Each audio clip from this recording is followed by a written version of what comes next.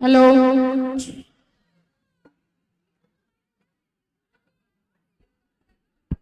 Hello. Hello. Please note that all the participants of the first round and the participants for the second round, the results for both the rounds.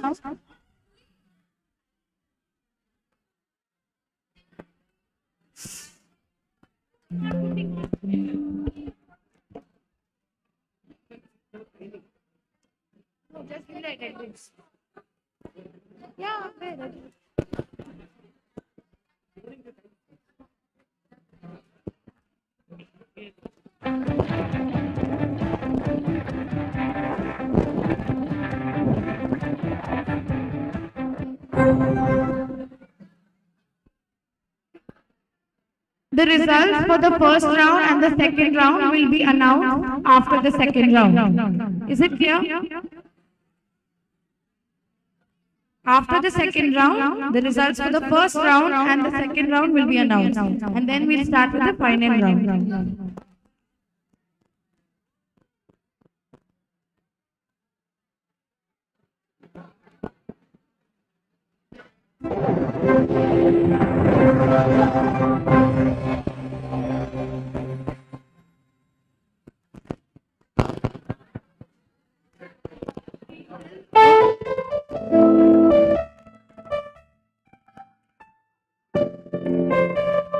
Participants for the debate competition kindly come forward to the seat.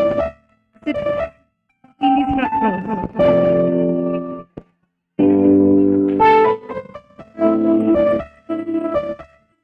People sitting at the back, please shift benches, or you guys will be forced to sit.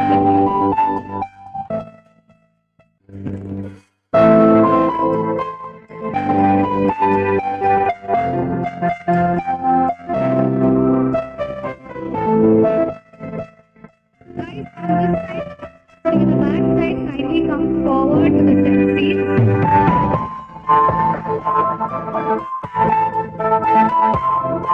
The seats who are sitting on the left side also kindly come forward to the front rows. We have so many back chairs here. Kindly come forward.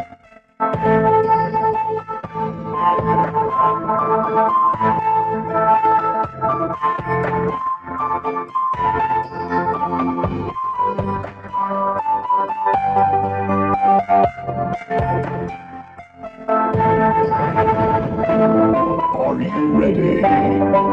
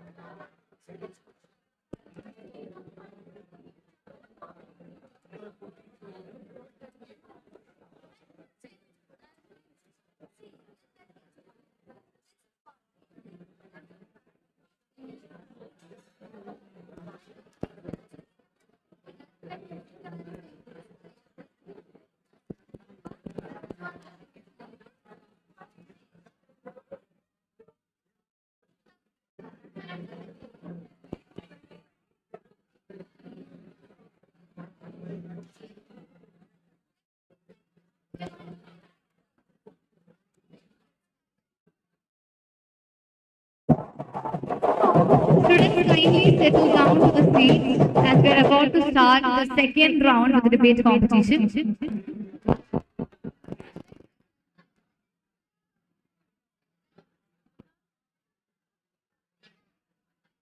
So you think you might be a great project manager, but you need to enhance your skills?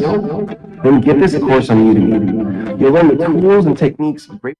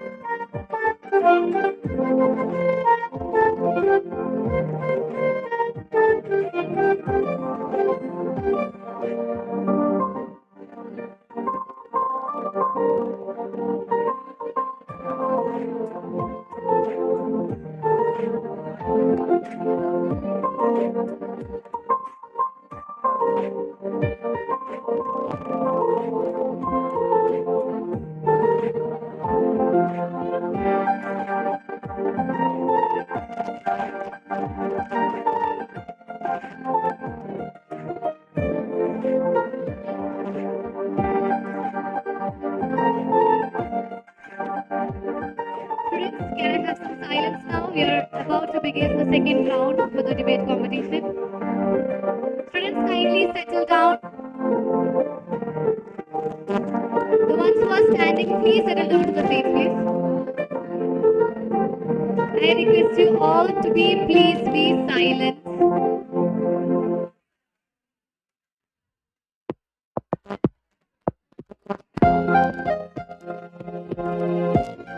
As we begin the second round, I would like to welcome the participants for the second round. Chess number AO2 and chess number AO4 onto the stage. Let's give them a big round of applause and welcome our participants.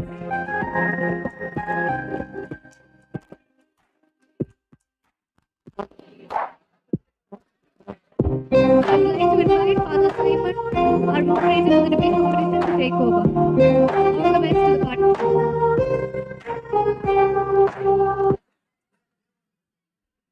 Guys, kindly maintain silence, please. Please maintain silence.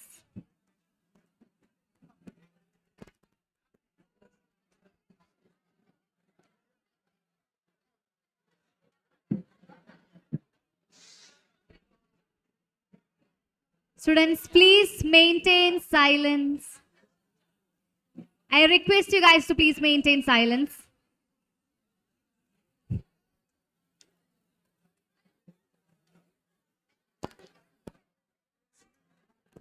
Guys, please maintain silence.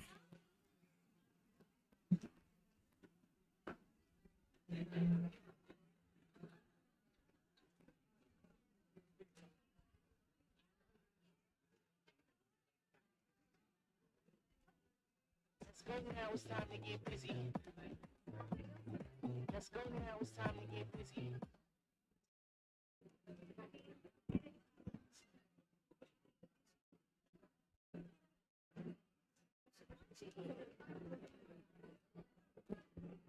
As I would like to remind each of the members that only sheets will be allotted, no other electronic gadgets or mobiles will be allowed onto the stage. So if you have any electronic gadgets or mobiles, please hand it over. Everybody is clear, no?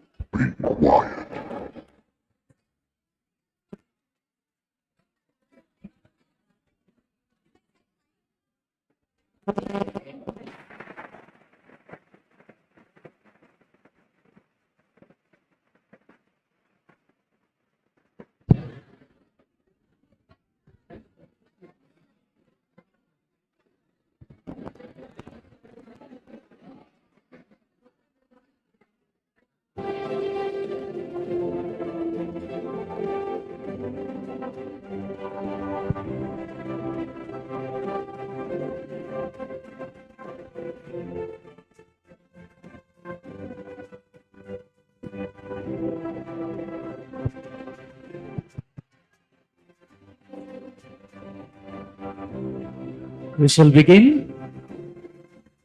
Hello. Hello. A story. There was a person who was watering a garden, okay, watering a plant. From one building, other building, they were seeing like this, no? Other person, one person watching, and other person, we can see something like this. A person is pouring water using a jug, and a plant chatti is there. Almost thrice a day, he is pouring water, morning, evening, and afternoon, using a jug.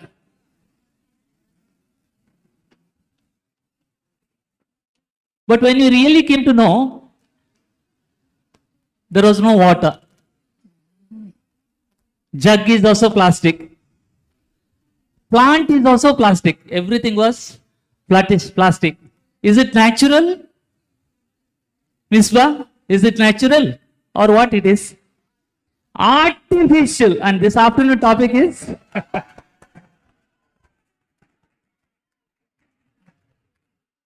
the topic is, are we intelligent artificially? What do you say, Adam? Are we intelligent artificially? The audience, today's topic that is given to us is artificial intelligence and workforce sustainability.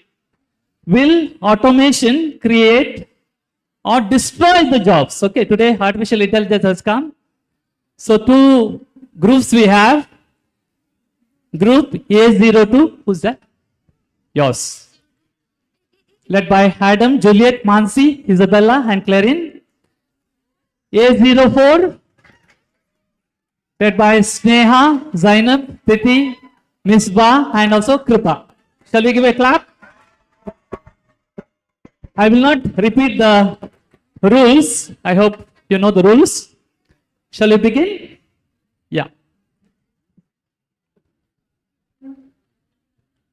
For the proposition.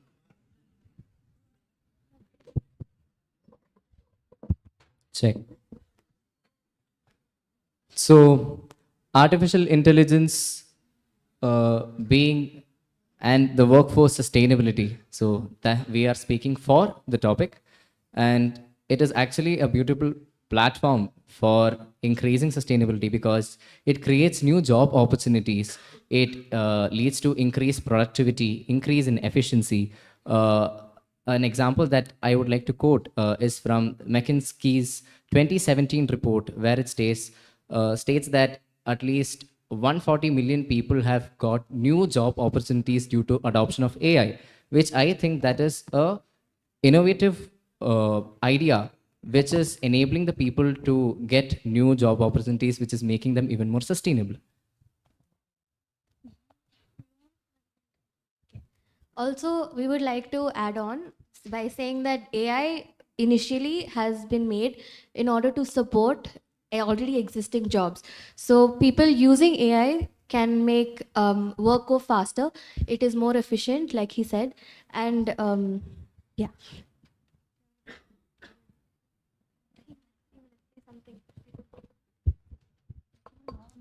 So AI, everyone has a fear that AI is going to take over jobs, like as they mentioned. But even before, when computers were just starting to become a thing, everyone was really apprehensive that computers are going to take over human jobs and things like that. Like a lot of typists, they lost their jobs. But with computers coming forward, a lot of new job opportunities were created in the IT fields. So just like that, like AI is introduced now, a lot of new job opportunities will be created. And also AI is, as she said, it just supports all the existing jobs. Like it helps to, make, it helps to make already existing mundane, repetitive tasks more easier. And also AI is more efficient.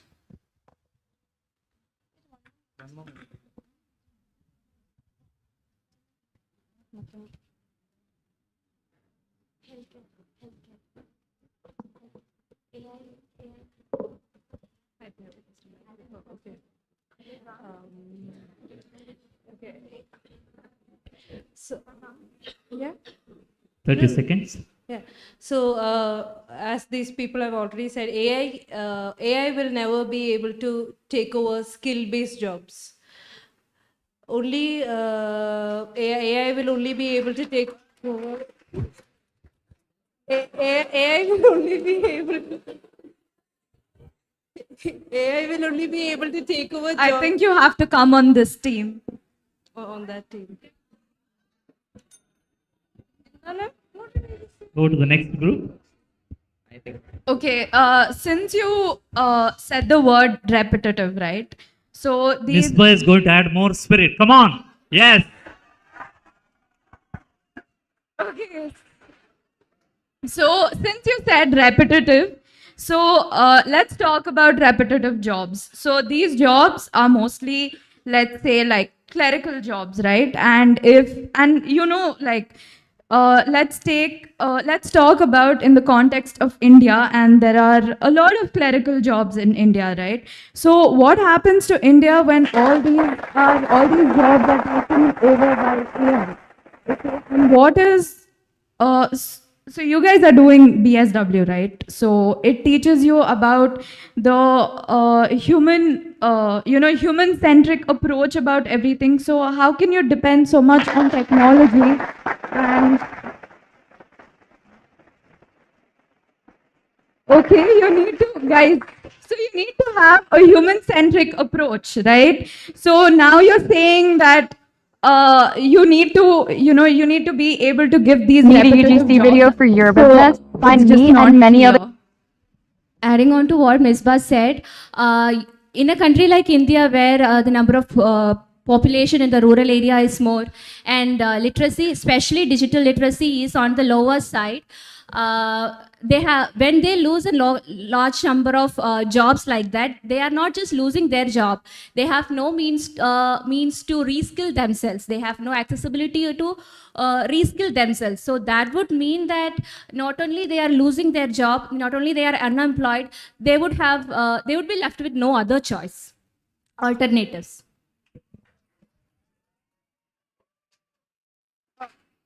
Okay, so we were talking about automation of AI-centered jobs. So as AI is integrated into companies, it will lead to more opportunities as AI, as data scientists or AI maintenance, and so these are more high-paying jobs. So the unskilled workers, they'll still so there will be a more wider gap between their economic situations.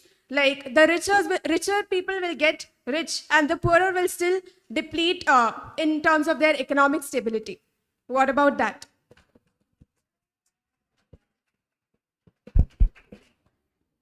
We can talk now. Yeah, so. Okay, both the groups have done very well. Shall we give a clap for them? Yes. A04, led by Sneha, Zainab Titi, and also Ms. Bakripa. They have done well. Now Adam is going to really raise the voice and lead the team. Juliet, Mansi, and Isabella Clarin, they all will join. Okay, your time limit is 15 minutes only. I wanted to talk about the point about the repetitive jobs. To having to speak about the same thing again and again, to answer to the same chats again and again is also very repetitive. It is when you talk about human-centric approach, having to do the same mundane job, same mundane replies again and again is also very frustrating. So when you talk about bots in say apps like Swiggy or even startups like Myntra, when bots are there, it is almost clearing out all the very repetitive generic queries. What is left behind is only complex issues that only the people who are behind have to work it. So when that is happening, these mundane jobs, that what you said, repetitive jobs, they don't have to do it. They don't have to have the load of all these works coming in. Yeah. Also, when you spoke about social workers having a human eccentric approach, okay. we are also learning as social workers how to use AI to our advantage to better our own abilities. We are using AI in order to like fasten the pace of any analysis that we're taking, any survey analysis that we're doing. We are currently learning it in class how to use AI to fasten our doing. When we went to rural camp as well, we had learned an AI there that helps us to analyze the data in a more efficient manner. So in that case, as social workers also, we are using AI to our benefit as it should be used. And also above that, AI will never reach the cognitive capacity that we human beings have. Like we human beings deal with different human beings in that complex manner. AI will never reach to that capacity because AI is programmed in a certain standard way, and AI cannot deal with such complex issues. So, and also talking about skill. So earlier you mentioned about the McKinsey report. Correct. So, however, as per Goldman Sachs report, about 300 million people are going to lose their jobs globally. So, what do you have to say about that? Can I? Yeah, so talking about that, even though they're losing their jobs, as like in the sense of economy, there is a greater contribution that they're going to provide. According to the PwC report, there is going to be a spike of 30% of increase towards India's economic growth by 2035. So even though the job reduction or job displacement happens, there is still possibility of India's contribution towards the GDP. That is what the report states by PwC as well as of Accenture 2020 report as well. All right. So facts aside, let's come to ground reality. Let's say AI takes over. What about the taxes that the government is going to get from these AI? Nobody is going to pay taxes for these AIs to be, automated or anything of that sort. And so what about that? And what about if governments are not getting any taxes from you guys, since you want to replace AI with humans? So, what did you say? No. Okay, to help. All right. So imagine now, in that case, imagine about all these agricultural workers and laborers. Will they be able to afford these, whatever AI that you've been, talking about? And countering to what Adam was saying about the economic growth does not actually equate to job creation. The economic growth might happen and the corporates might be thriving, but the lower end people, the people from the lower economic status, will always be remaining in the same status, same social status basically. And then we have various researchers saying that this gap, the income inequality and this social gap is widening with the coming days.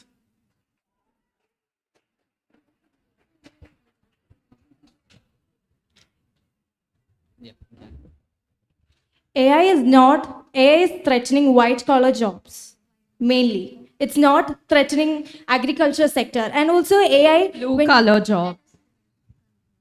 Yeah, AI is not threatening the jobs like agriculture or tailoring or any of those kind of jobs. It's only threatening those white collar jobs.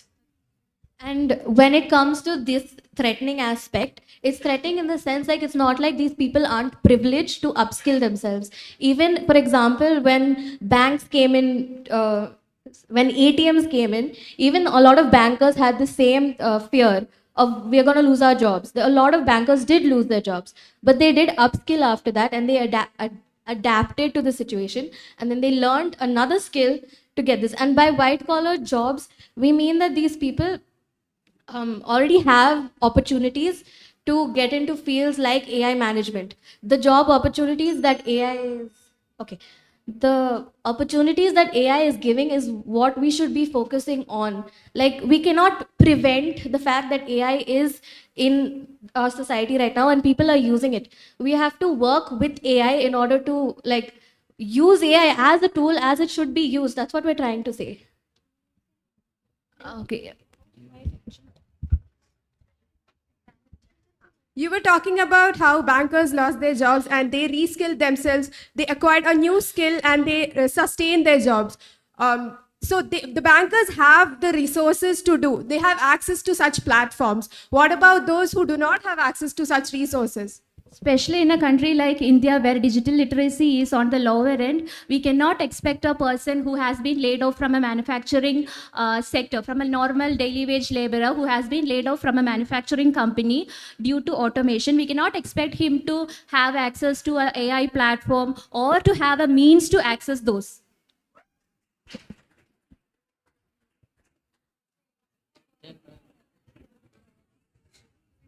Okay, so I wanted to say that if you are talking that AI is taking over, so AI is you're saying that it's not targeting the rural population. So AI is taking over into the manufacturing, textile, agricultural sectors also. So what about a person from Bihar working in a textile industry and get automated, and after his displacement, will that person, you think, will be getting shifted to and become a data scientist because of the AI?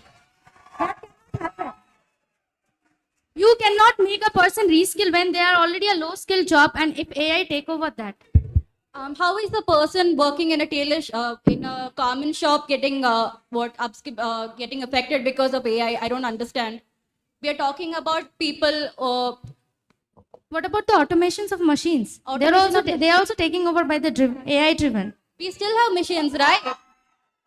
Computer is also machine. People are using it to get all sort of invoices and everything. That is happening, right? We are not going to lose people who are going to show you working inside in these textile shops, right? How is that affecting? How is that being replaced by AI? I don't understand. All right, let me ask you a question. All these arguments that you've been having, how many of it were generated from ChatGPT? Why? No, it doesn't matter because even if it is from ChatGPT, we are still. Okay, so what about human dexterity? Like, what about your own opinion? So where do you think ChatGPT gets all of these information from? Don't you think a human? All right. But it's not 100% accurate. Whatever. So let's say you're telling me that a human is 100% accurate? A human is not 100% accurate. That's not what I'm saying. Okay, tell me a report that is true and that's been taken from ChatGPT. Prove it to me right now and I'll believe you. I didn't get a question. So you had a lot of data and all of those things, right? So were they from ChatGPT? And if you can you like just prove it without using ChatGPT? That are credible and have like proper authenticity. Arguments Are that you I sure? said, arguments that she said, no, we were sitting here and discussing.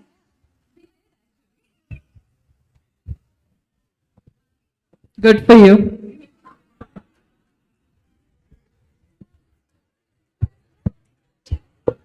Despite all that you're saying, once pass. Despite all that you're saying, as per a CNN report, company executive states that AI will shrink workforce within 5 years.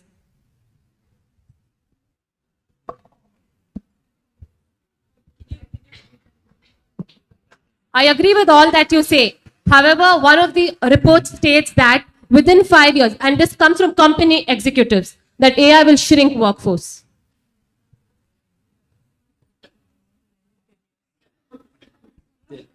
Guys, last 5 more minutes, okay?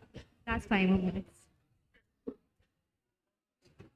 So, this eye surgery that we have, LASIK. Do you know about this? Yeah, whatever that is. That surgery is done by a machine. You know that, right? But do you think that there's no doctor involved in that surgery? Give an answer.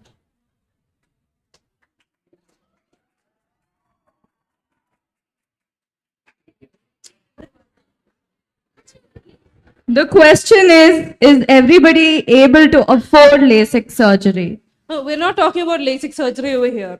I'm asking No, I you. know, I get your point. You mean that the surgery is performed by AI and there is some sort of doctor supervision, right? Not some sort of doctor. What The about the argument ethical goes about decision whether- that? And you were talking about surgery and in a healthcare sector. What about the ethical dilemmas a doctor would face, or what about the ethical decision that a human being, that a doctor can take, that will not be taken by an AI? See, The AI is lacking the human capacity to think in that way. That's exactly why we have the choice to decide. If you feel like a machine will make a wrong decision, you shouldn't be doing it. That's why doctors are in a position where they make decisions whether to take life or not. They're not going to be like, okay, this machine is good enough for this, so I'll just sit back and enjoy. No, that's what we are saying. No, what are you saying? Aren't you contradicting your own statement when you're saying that no, we shouldn't rely on AI? We're not saying we should. When I say that I'll rely on you, I'm not saying that I'll 100% sit there and be like, she'll do my work. I'm there behind you, checking whether you're doing it or not. Like we said from the beginning, AI is for support. It's not to replace anybody. It's for support. And moreover, that you have told that to prove without any AI thing, can you make things data accurate? So the only thing that I can say is your ECG data or your blood checkup report, that is all being done through this automated machines that I guess so, I hope so. And we do rely on that. Again, there are machines, and when we are talking about the healthcare aspect, the replacement will not be done by doctors. It will be the management. It will be the corporates that will be doing the replacement. We are again repeating our statement and telling that we are not coming here for replacing humans with AI. We are telling that But it the creates data speaks innovation otherwise. and accessibility plus a productivity for the human benefit, which even more creates sustainability. Again, but the number of people who loses their job, you can state all the data in the world, but the number of people who are getting their jobs laid off is also reality. That is the grounds. That is an inevitable part of being in this. You can't expect things to not evolve as time goes by. There is going to be jobs that is going to be gone. There's going to be jobs that is going to be created. That is how it is. Be it this case of computer, people had the same fear, same thing happened, but we again have jobs that are created, right? Same thing happens with AI. There are going to be people who are going to be affected by it. People can upskill themselves, learn new skills, and again get work on a space where there is AI. Again, we are saying the exactly same thing, that we are going back to the first point. In a country like India, where digital literacy is in the lower side, how do you expect them to get upskilled? It is not going to happen. It is going to destroy their job opportunities.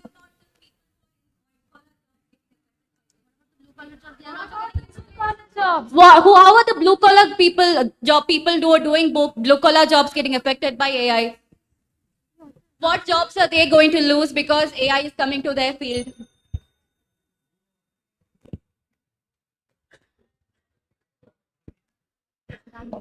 Once again, the reminder of the topic, artificial intelligence and workforce sustainability. Will automation create or destroy jobs? Last 3 minutes for your concluding statements. Last 3 minutes. You all said about reskilling and displacement and all that, correct? Yes. So when you talk about reskilling and all of that, in the AI advancement is faster than the reskilling that is happening. And how are you so sure that the implementation is happening, especially in a country like India?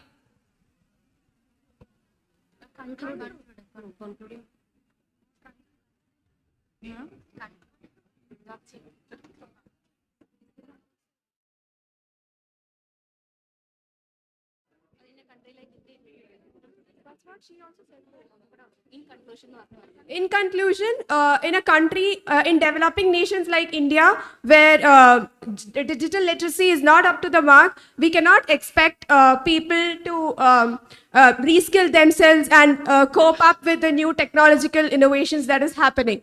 So, that's it.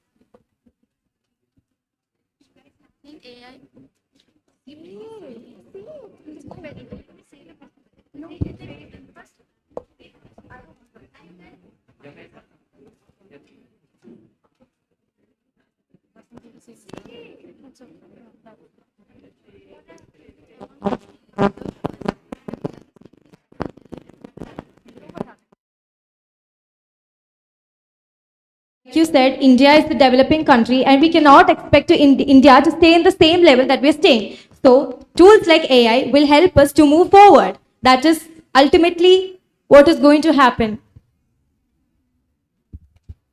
See, as you said, the digital literacy in India is very less. So, do you just expect that the digital literacy would be at this level itself? Don't you expect something, a growth in the country? Wait, so India is a country which should grow, it is growing and it will grow. So whatever facts that I've stated before, it's all about the future data that is happening or contribution towards the economic growth or anything as such. It will grow. So what we are still relying on the statement that it won't replace, but development would be there and development should be there for. And majority of the arguments that you made are such arguments that you should bring up with the government of India. It has nothing to do with the use of AI. AI is a tool, and how we use that tool is there. And digital literacy is a social issue that the government of India should be working on. And yeah.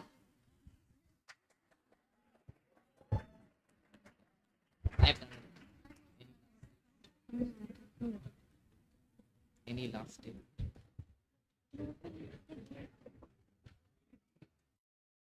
Yeah, and just like how we've been saying, AI is for support and not to replace.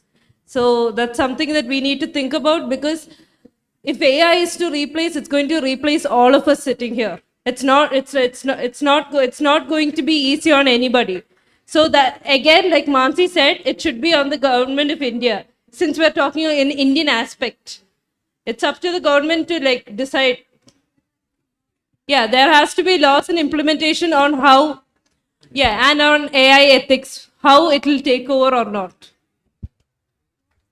There should be policies that come with AI as well. As much as AI is developing, the same way our like policy level, whatever they are making, has to be on par with these like the use of AI. So.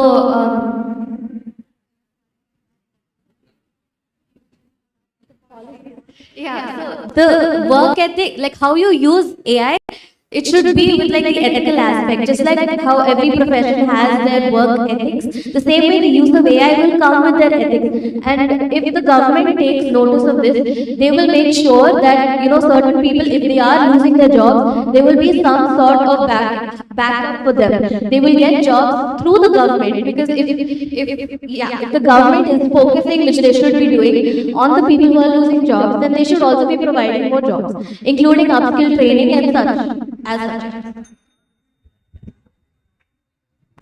So done, students. How was it? Both the teams did very well. Shall we give a round of applause for them? Very good. We thank Adam, Juliet, Mansi, Isabella, Clary, and also A04 teams, Neha, Zainab, Titi, Misbah, and Kirpa. We shall now listen to the comments from the judges, Dr. Venkatesh and also Dr. Srinivas, for their final comments. Thank you.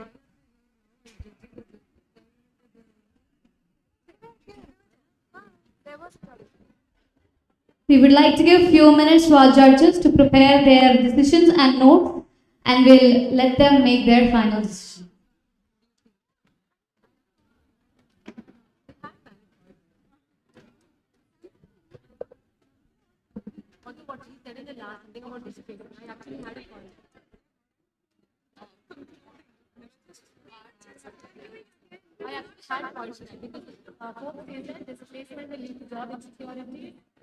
stuff like that.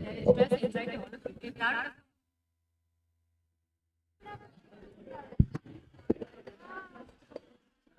just concluding this. It's not asking government.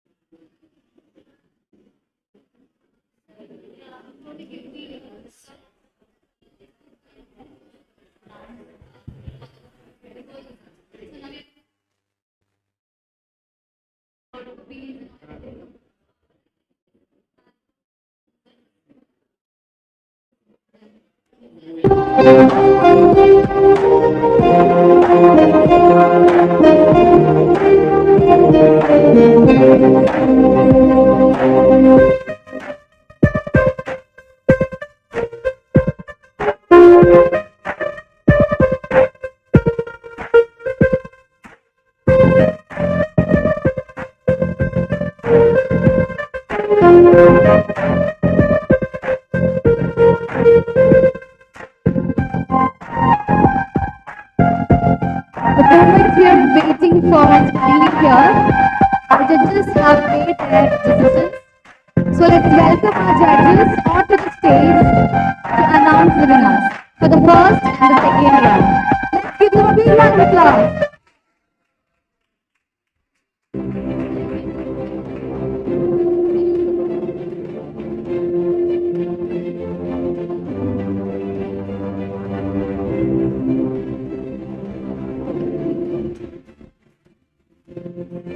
So, good afternoon, madam.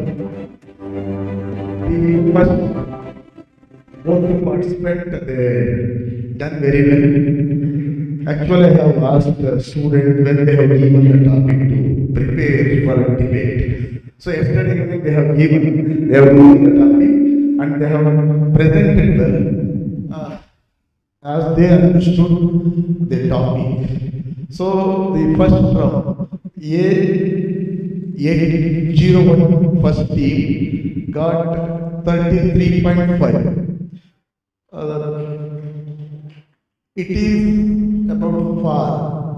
The second A03 team, they have scored 37. In the second round, the recent one, the afternoon debate, it was about artificial intelligence. The A2 team got score 37. Team 4 got 34.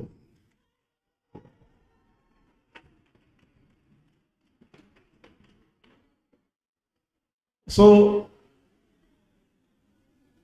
in the first round, team A3 got selected. The second round, A2 got selected. Congratulations to the winners. Congratulations for both the teams. Thank you for the opportunity, and I wanted to make my comments. Friends, when I was like you, 10 years ago, there was no chat GPT and grammar check. Nothing was there.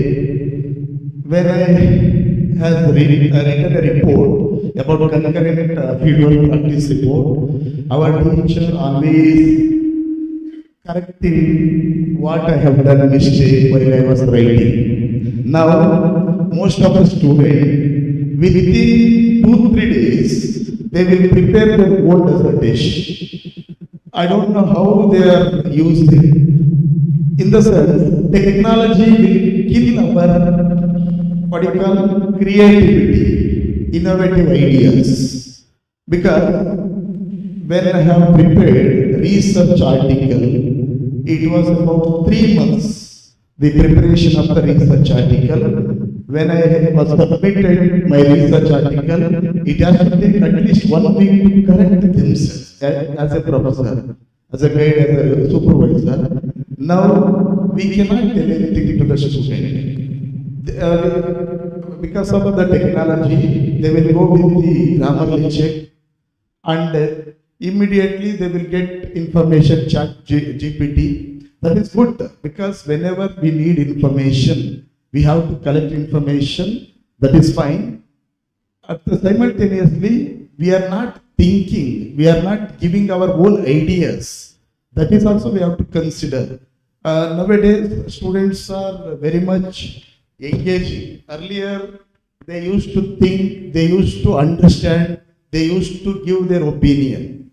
And movements were also, student movements was also there. Nowadays, all are engaging, the sending their, what do you call, a dissent note through social media itself. They will start fight within the social media, and moreover, the government are not creating our job opportunities. Even artificial intelligence only gives some areas like healthcare, technology, and finance. 3 areas we may get jobs, not every sector. That we have to think, and we have to give resistance against the government. We have to strengthening and supporting the government institutions. Otherwise, everything nowadays it is going to be privatization. After we accepted that LPG, we are losing lot of things as a human. Thank you. Thank you so much, Srinivas sir.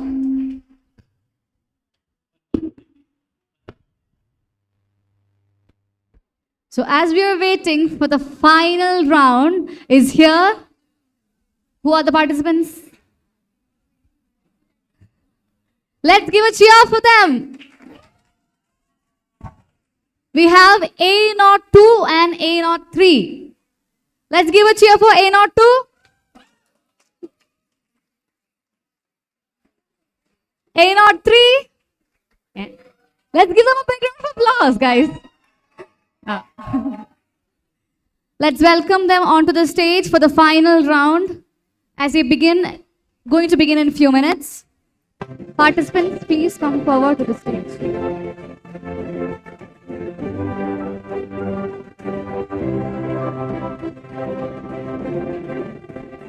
Participants, kindly come forward to the stage.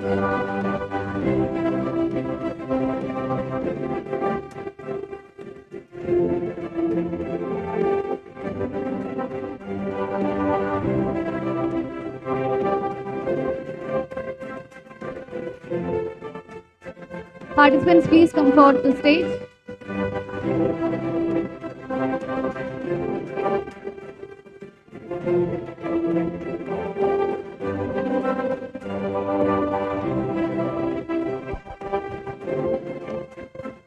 For the participants, rules will be announced by Aditi.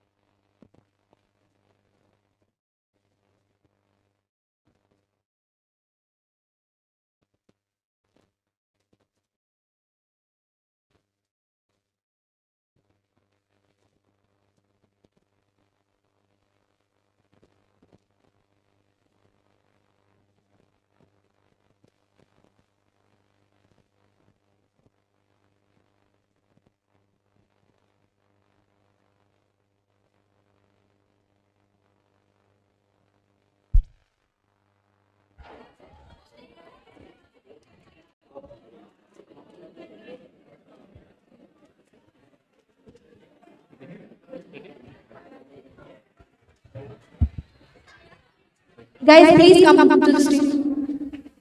Let's give them a big round of applause as we are about to begin the final round of our debate competition.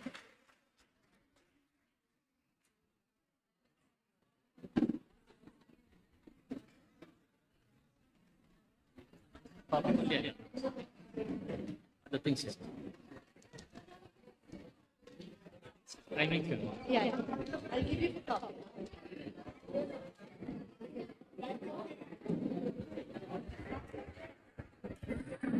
Hello students, are we ready for the last round of debate? Yes, shall we give a clap for them? Yes. Dear friends, today's topic that is given to you, last minute for them. I don't know whether they have time to prepare. On the spot, topic is smart cities, the future of development. Is it a threat to social equality? Smart cities, the future of development. Is it a future of development or a real threat to social equality? Rules are as follows. The time limit for this round is open statement. You can have 2 plus 1 minute for each team. And cross examination is going to be 12 minutes, 2 minutes for each team. Closing statement is going to be. Hello, silence. Hello, total silence of the audience. Yeah. So the time limitation for this round is opening statement, 2 plus 1 minute is given for each team. Cross examination, 12 minutes in total. And closing statement, 3 minutes for each team. The rules and regulations are maintain professionalism, avoid personal attacks, interruptions and offensive language are prohibited. Each team must consist of 3 to 5 members. Claims should be backed by facts, statistics or expert opinions. Speakers must adhere to the given time limits. Address and counter the opposing team arguments logically. Each segment will follow strict time limits.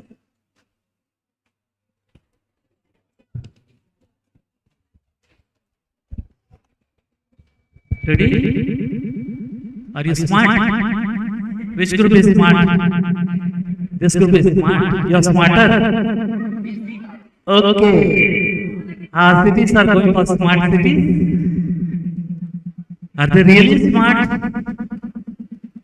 Over to the groups.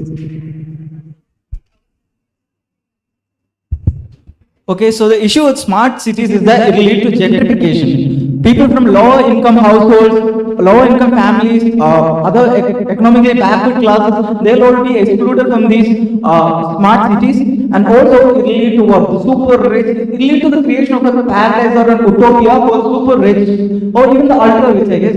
Billionaires, millionaires, they'll have access to the finest things in the world, and the lower class, the lower income people, they live in rural areas where they don't have access to all this stuff. They will be excluded from that utopia.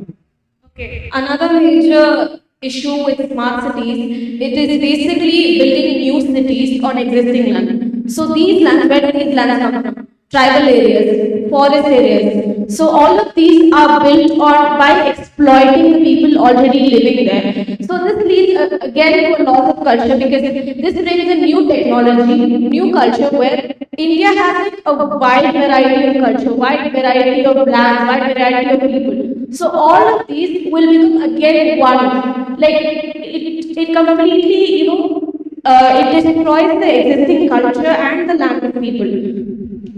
I'd also like for you to take note that we are living in Bangalore. Bangalore is a smart city, but right behind the college you see tiny, tiny streets, and there is the KSR Garden slum right there. Where are the smart cities and KSR slum? The thing is, the smart cities and all of the KS Gardens. So all of these initiatives, all of the technology, all of the digitalization of cities that you have is only for the rich, for people who have good roads. There are so many, take the Lagiguda slum for example. It's around 20 minutes away from here. A lot of the buildings are slum housing boards. Imagine the smart city development coming, and this happens. Globally, even smart cities, when smart cities are given, right? So globally, around 60 million slum dwellers across the globe, in India, in Africa, in Brazil, they are displaced. Why do we need to displace those who have less for the digitalization and the modernization of the elite? That really doesn't make any sense. So smart cities are, like how Father Simon says, smart people who have access. But what about the smarter ones who don't have access to any other resources? They are the smartest because they do everything that we do in the cities when they don't even have the resources.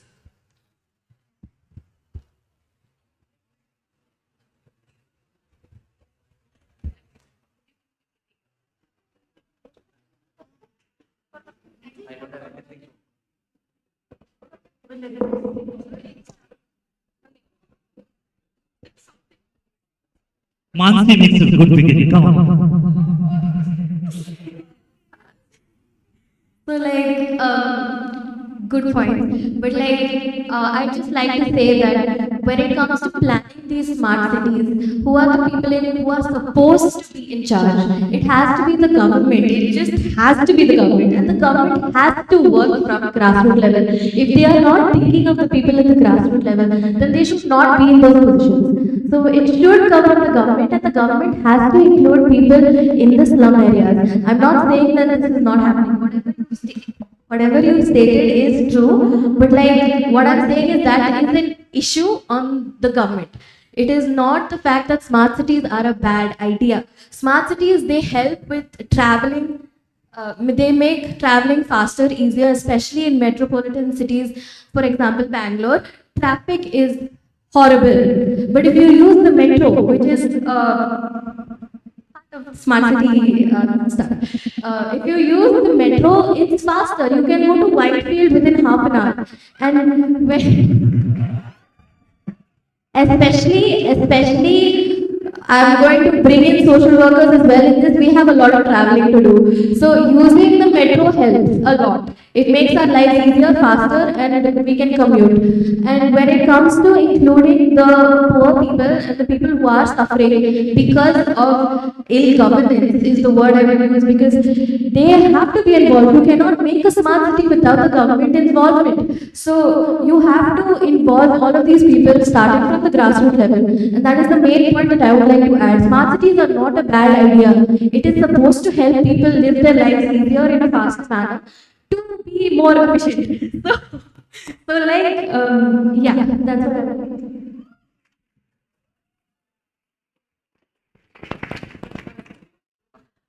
like you said, when you mentioned that behind.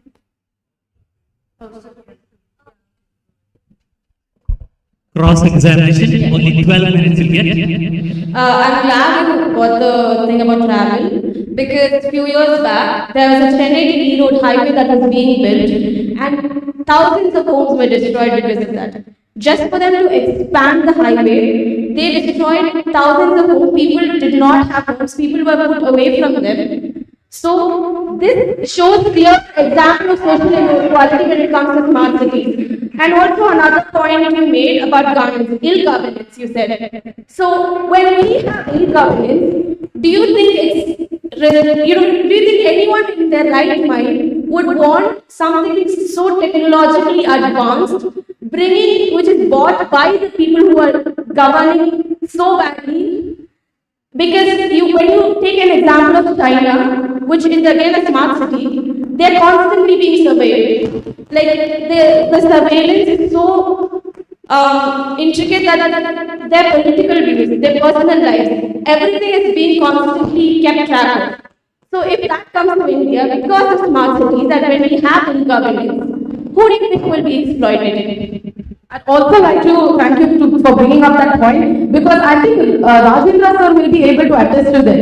In our community organization paper, okay, governance is through local participation. They gave an amazing point for us. It is only when you bring in people from the slums behind, when you bring in people from the slums of Ragiguda or from the outskirts, it is only when the government comes in contact, collaborate, organize the community with our local indigenous people, that even the slums can have better roads. You also talk about travel, us being social workers, we need to travel faster. We have the money to pay for a metro ticket or for a cab. But what about a vegetable selling vendor? He has a push cart. Most of the roads that he goes in, especially vendors that sell in slum areas, they can't even push their roads forward.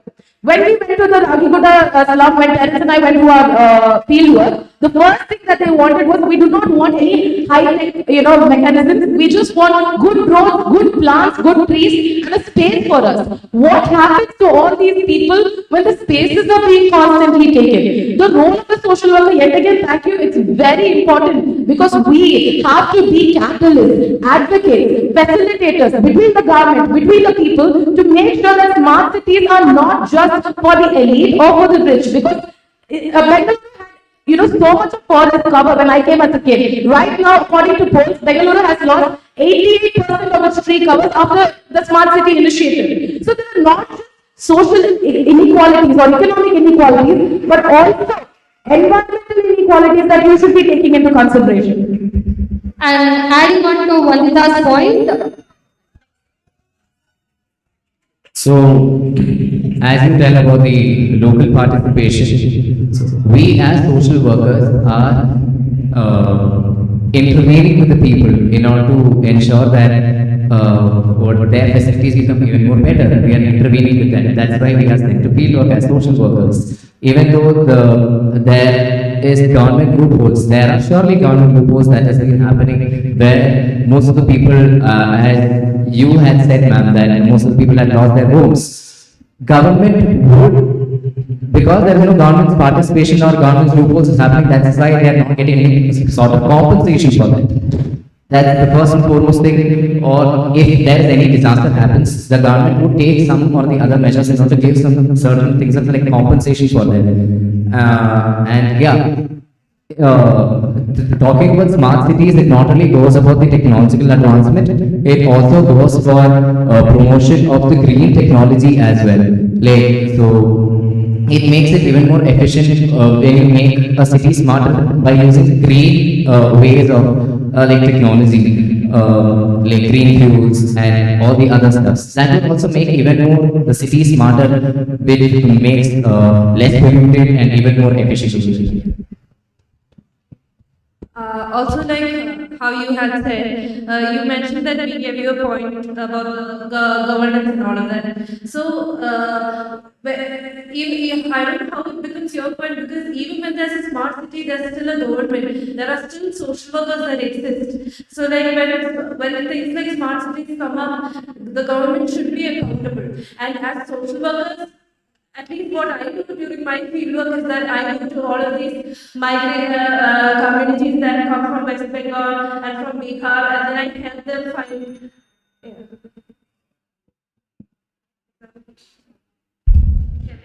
I would like to rebut your point where you said, the houses are being displaced, government will give new houses. But why should they be displaced in the first place? Is my question. Like when they're building up new, roads or whatever, if the houses are there, I'm asking why should the people be moved out of their land, their own land where they've been living for so many years? Why should they be moved out, forced out, not moved out in my opinion, forced out of their own land for the development of other people? I would also like to give an example. Back in Chennai, you know the Marina Beach. It is where the longest beach in India exists. And there are so many fish hawkers whose entire livelihood depends on fishing and coastal area cleaning. Now the smart city development, what happened, they wanted to make huge roads for cars to pass. And the chess Olympiad was happening in Chennai, if you guys remember. You won't believe, they displaced at least 70 kilometers of fish hawkers were selling livelihood depended there. They had to break down and break down those slum dwelling boats for the fish hawkers who stayed there. So this is not just, completely degrading their livelihood, but you're also completely stopping their economic opportunities. So smart cities and this is just. So back to topic, when it comes to smart city, we actually need a very huge investment. When it comes to investments and money, the government obviously goes for shares and marketing, where again it is a role of privatization because others invest in our smart cities, where it is a base for social inequality. And coming to smart city, everyone should be having a minimal level of digital access and basics of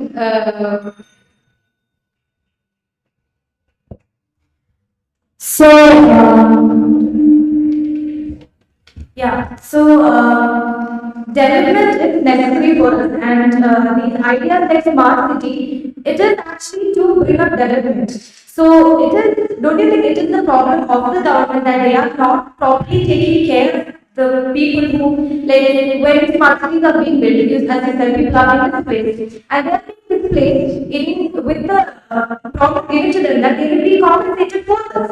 So because of that, people agree to that, and then people are removed from that place. But then, if people are not compensated properly, that is the problem of the government. But the idea of the smart city in itself is not a problem because that aids in development. Thank you for that.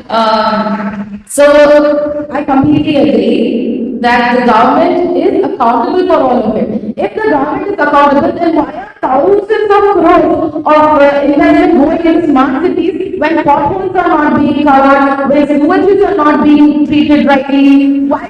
If the government is accountable, the government should be accountable to things that actually matter.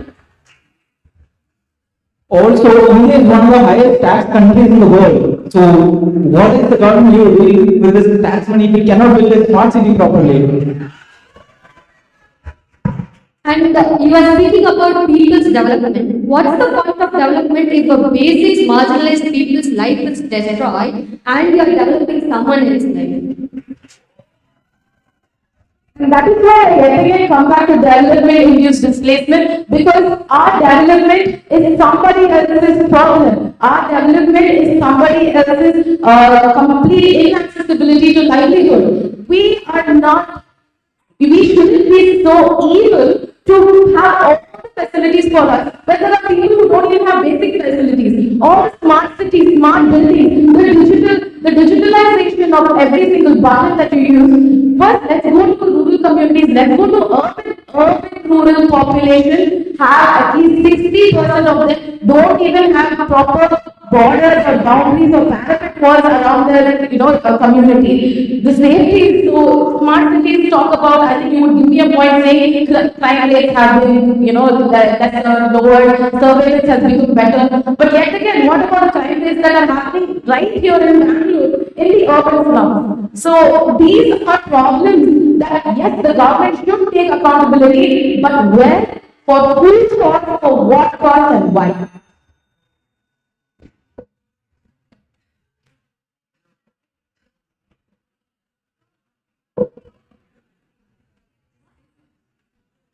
Okay, again, when it comes to smart cities, we have to include the fact that when you're planning a smart city, you include people at the grassroots level. Everyone should be included, right? So that includes the people. This displacement isn't the term that should be used, even though it is happening. I'm not saying it's not happening. It is very real. Urban poor people don't have borders for their house, but that is a planning issue. And when it comes to smart cities, it is not about displacing them, but it is about a momentary shift so that they can build that area to benefit them in a better way, and then they can come back. That is what a good plan is. You can't just move people from that place. When it comes to a smart city, it has to be planned for the people. So it shouldn't be by the politicians, by the rich, for the rich. It shouldn't be like that. The idea of a smart city is different. The concept of a smart city is different. It may be implemented in the wrong way, but the concept itself is what we are talking about, and that is going to be our topic. Because the concept of a smart city is a good concept. It is a planned concept that benefits everybody from the grassroots level to the rich. And when we are talking about smart city, none of the points that you mentioned are ever there in this when we are talking about smart city. Be it the potholes in the road or whatever, all of these things again come up when we are talking about smart city. We are never saying that with all the problems of the road, all the problems there, suddenly tomorrow it is going to be a smart city. We have to address everything that is there together with it.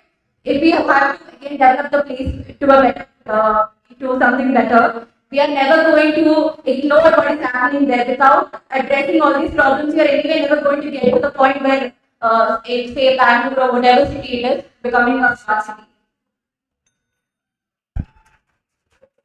One of the major issues.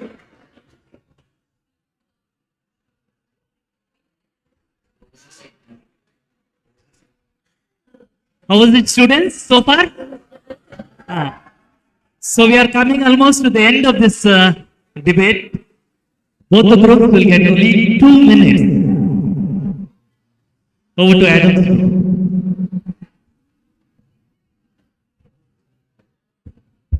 You know why smart cities will automatically exclude the poor? Because there will be high demand. High demand leads to higher prices. which are unaffordable. Even in Bangalore, we can see high prices for everything. All the costs are increasing. Rent is high.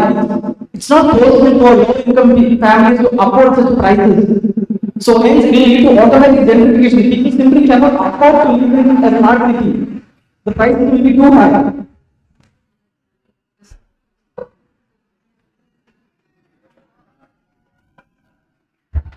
Smart city, unless executed smartly, is never a smart city.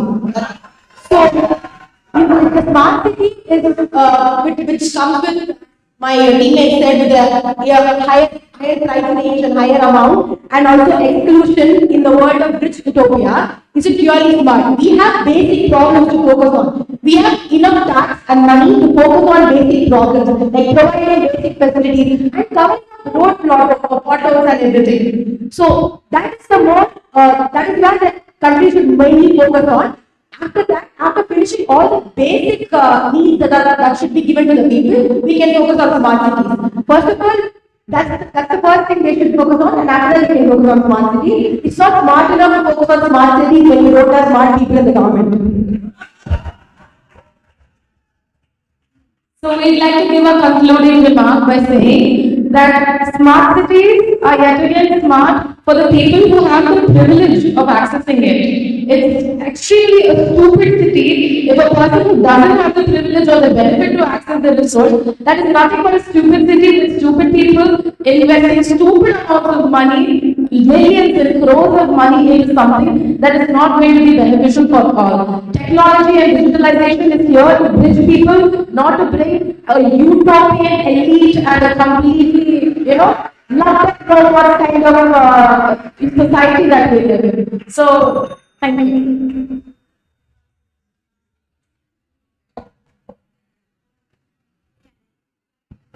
So again, smart city is an idea that is supposed to bring development to our country. And as a country, we have to develop. See, there are issues like that. And gradually, these problems will be solved. If you go back to, I'm from Kerala, so in Kerala, we are seeing now there are a lot of work happening on the roads to cover all the potholes. There bringing new ideas to make it more sustainable. So slowly these smart cities, it takes time to reach a level where everyone will be accessible, will have access to the smart city. But then first it should be implemented, and yes, there will be drawbacks, and these drawbacks will have to be considered and addressed by the government. But slowly, but definitely it will be addressed. And we have to move forward to the smart city. So the idea of smart city is to bring development, definitely. Also, Dubai is another example of a smart city where you see that people of migrant population or expats living, as well as people, ultra-rich Dubai, people that you know about, live together. There is never there is a wider gap between the rich and the poor, but still the idea of smart city is very much there. It is never that India, for a country like India, the idea of a smart city is not possible. Or again, when we talk about smaller issues like photos and everything, we are never saying that we are never going to address all these issues. To reach the smart city, we have to also address everything that is there at the grassroots level. Everything that a common man is facing has to be addressed. Only then the future of development of smart city or whatever you say is going to be, possible. So, the statement that I would like to give is development is something which is progressive. Yet, it takes time, but it is beneficial.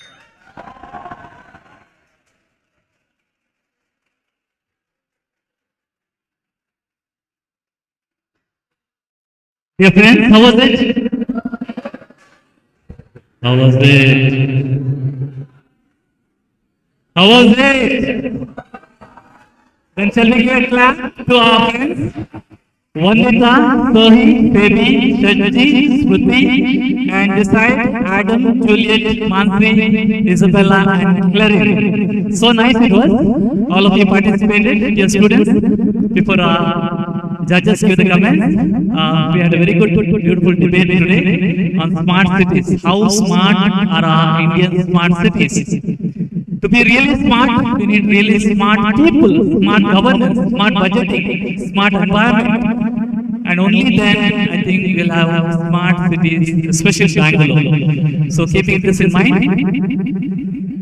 over to the judges' remarks.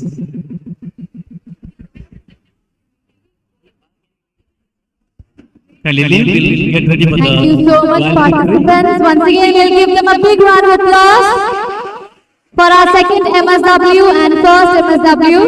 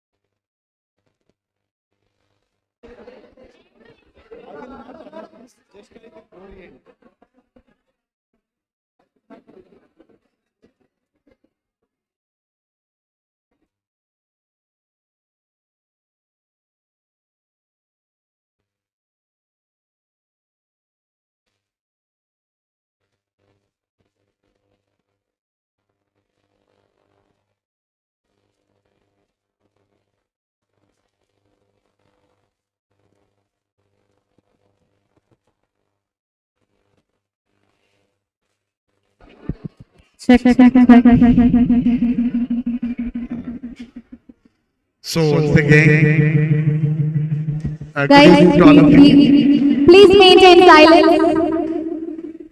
Everybody, please maintain silence.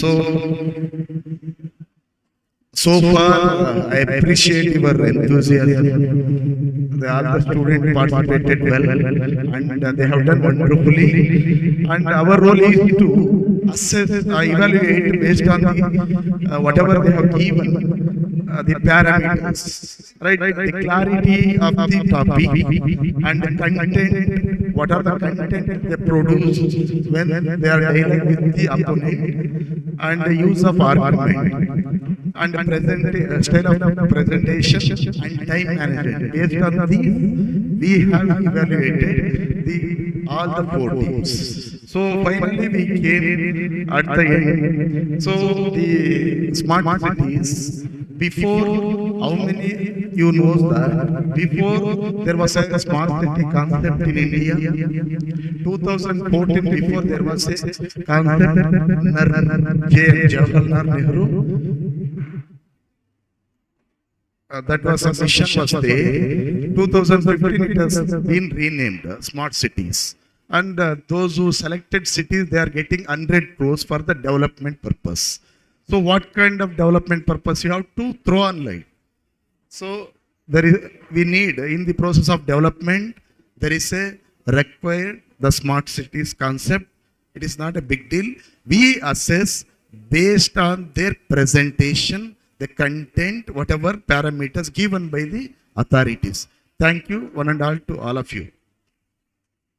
So those who are not getting, definitely it is not a discourage, it is a participation. We have to take it as a sportive manner. We have to participate in some other time to get the place. Thank you.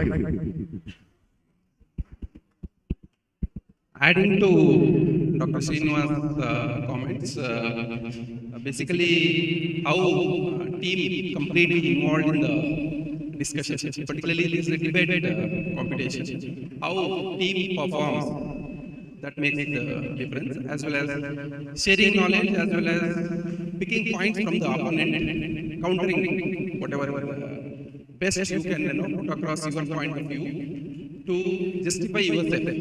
So these points I think we have considered positively. Wherever, even though you might have presented it very well, but negative points also comes into picture when you delay the answer or you take your own time to present your point of view. So those points are another teams, 2-3 other teams where they could not able to perform because of their negative points. Otherwise, they are also doing very well in the process.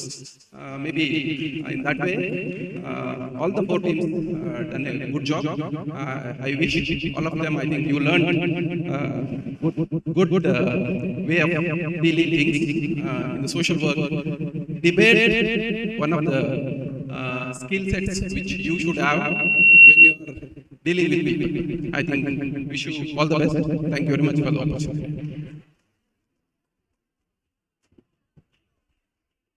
Once again, I would like to thank the judges and our moderator for the assignment and our judges, Dr. Srinivas and Sir Venkatesh.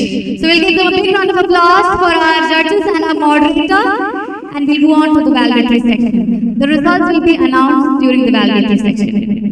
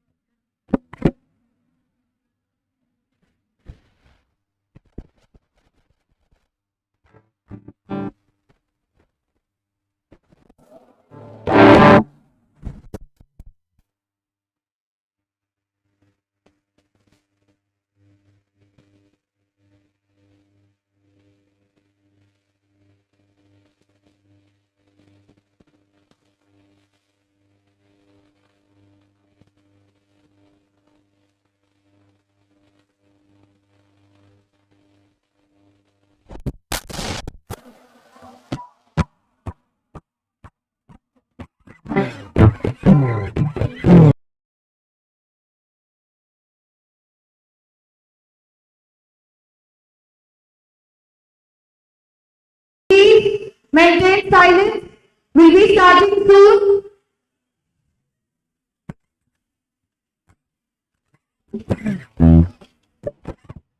Good evening, distinguished guests, esteemed speakers, faculty members, and before we begin, I invite the conference conveners, Dr. Prema Jyoti Ji and Dr. Mary Princess Lavanya, to escort the dignitaries to the dais.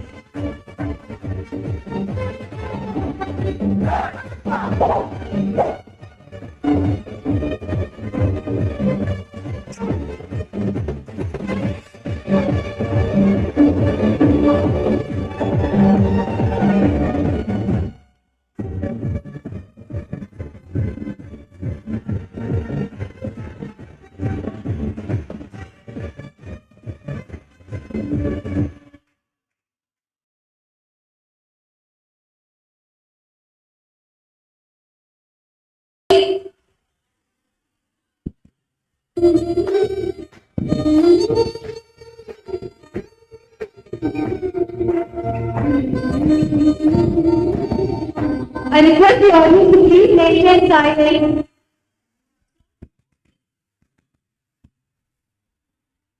Yeah, can you please? Yeah, thank you.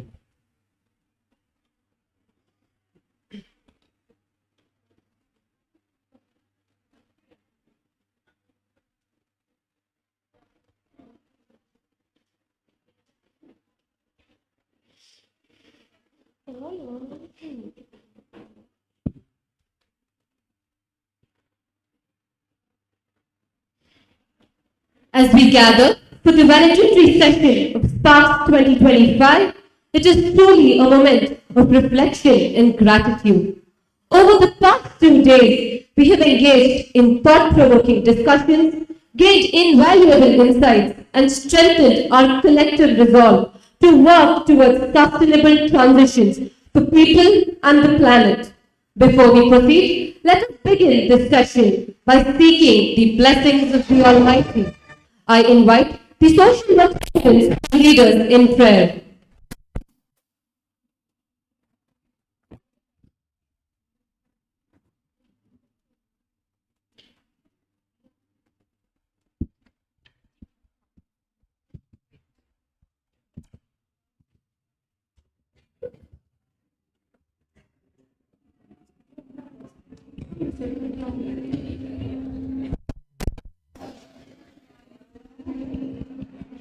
Check.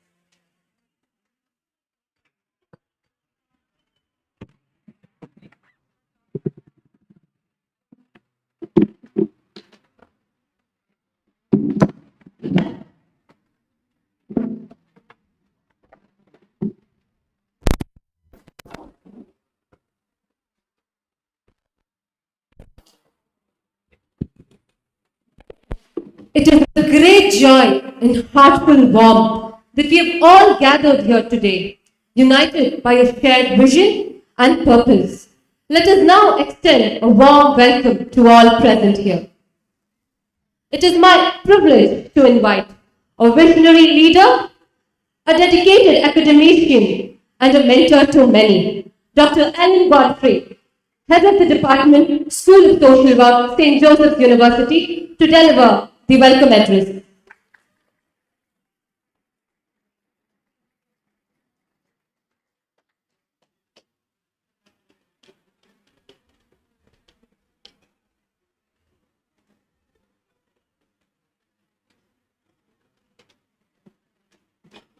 Dear esteemed guests, dignitaries, research scholars, faculty members and students, a very good afternoon to everyone present here. It is our honor to welcome each of you to this valedictory session of our international conference on advancing sustainability transitions for people and planet. As we gather here today, we celebrate the culmination of 2 days of intense discussions, debate, and knowledge sharing on one of the most pressing issues of our times. We are deeply grateful to our chief guest, Mr. Kartar Singh, Chief Strategic Officer, for Suniti Solomon Foundation for gracing this occasion with his presence. Your insight and expertise will undoubtedly inspire us to strive for a more sustainable future. On behalf of the management of St. Joseph's University and the audience present here, I warmly welcome you, sir.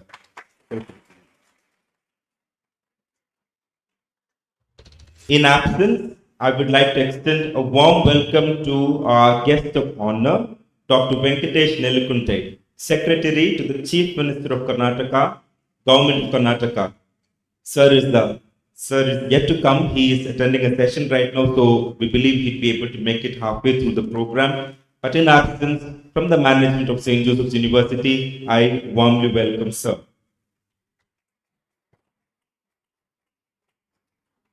To our beloved Dean, Reverend Dr. Augustine Luth, we express our heartfelt appreciation for his guidance and support throughout this conference. Your leadership has been instrumental in bringing us together to explore the complexities of sustainability.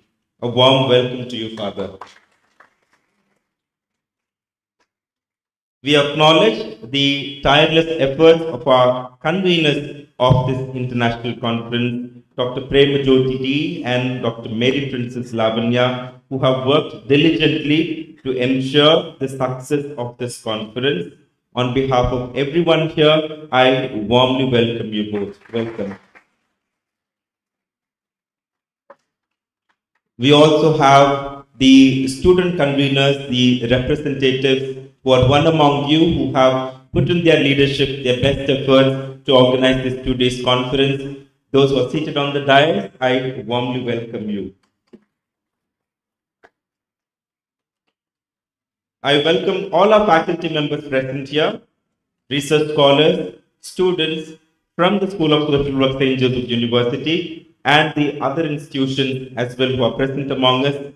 We thank you for your active participation and engagement throughout this conference. Your enthusiasm and commitment to sustainability are truly inspiring. Warm welcome once again.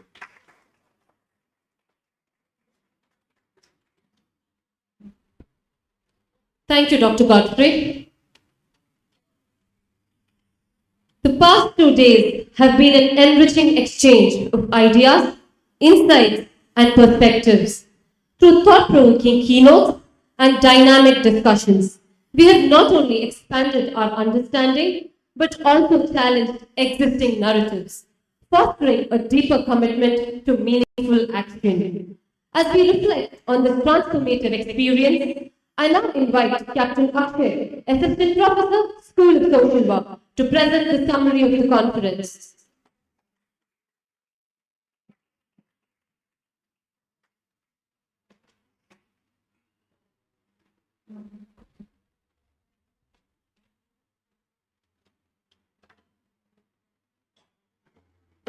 Good evening, students, guests, experts, presenters, and my dear students and colleagues. The event began with a welcome address by Father Dr. Augustine, Dean of School of Social Work, followed by Mr. Y.K. Rajendra, who set the theme for the conference. The chief guest, Father Dr. Selvaraj, delivered the chief guest address, and the guest of honor, Ms. Irom Sharmila, highlighted the need for infrastructural change, particularly in the Northeast, and emphasized the role of the youth and government in driving this change. The presidential address focused on the urgent need for sustainability and addressing climate change. The first session focused on India's alarming suicide rate and its role as one of the highest contributors. It discussed the influence of suicide contingent, media glorification of suicide, and the need for strict suicide reporting guidelines. The session 2 had altogether 18 papers presented on various topics, few of which highlighted on environmental effects of sand mining in Karnataka, challenges faced by the unorganized sector with a focus on cobblers, lack of support for parents of children with special needs, institutional living for elderly adults in Delhi, social media jealousy and well-being, technology and its impact on mental health, environmental stress, to name a few. They were concluded with the cultural. They too started with Dr. Elmer setting the tone for the day with his expertise on integrating sustainability and good governance for long-term impact. The session also had experts focused on environmental concerns on national and international framework to combat climate change. Discussed commitments to reduce global warming below 2 degrees Celsius as per the Paris Agreement. Ms. Sharmila, with her famous quote, stated only a job well done can sustain, and emphasized the role of barefoot social workers in county development. Advocated for an in-house policy and a bottom-up approach to environmental change. The online session discussed the importance of diversity, equity, inclusion, and belongingness. It concluded with the acknowledgement program recognizing the BDMP workers as the real heroes. The event was followed by a debate competition. In conclusion, as we reflect on the invaluable insights shared and the collective commitment to positive change, let us carry forward the spirit of collaboration, sustainability, and inclusiveness in all that we do. Thank you.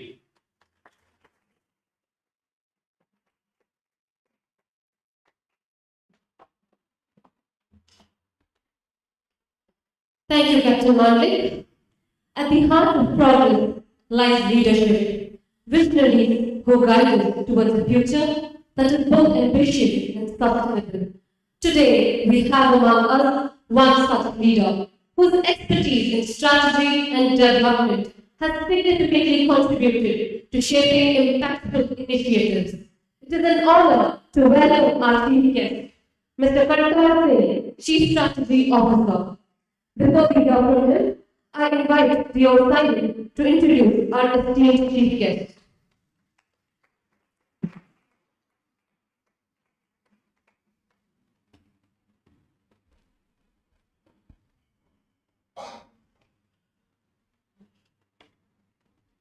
Good evening to everyone present here. It is my honor to introduce our esteemed chief guest, Mr. Kartar Singh, a distinguished leader in education, strategy, and international collaboration.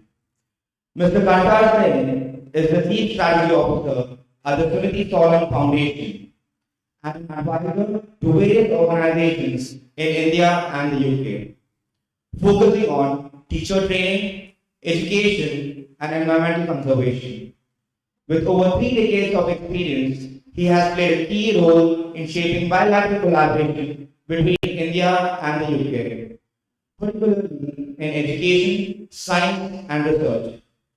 During his tenure as the Deputy Director of the British Council South India, he has led over 100 projects worth 5 million GBP, significantly impacting education, poverty alleviation, and gender development. His expertise in project management and policy making continues to shape impactful initiatives today. He is also a former director of international relations at SRM University and a full scientist by training. Mr. Singh's diverse career reflects his passion for knowledge and social progress. We are truly privileged to have you here with us today, sir. I now request our Dean, Dr. Father Arjun Lundu, to facilitate Mr. Kartar Singh.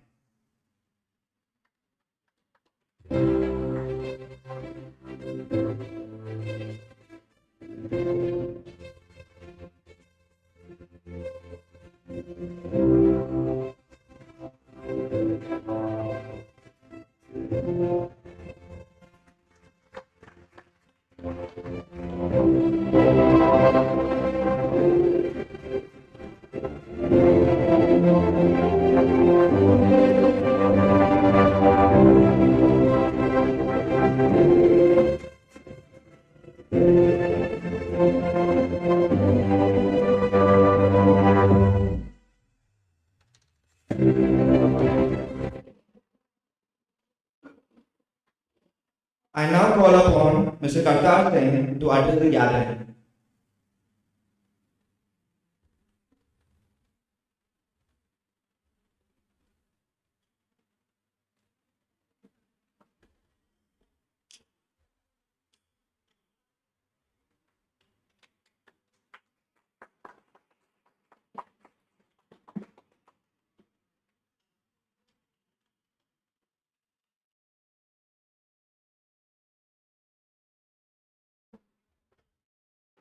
I truly feel honored and privileged to be here today.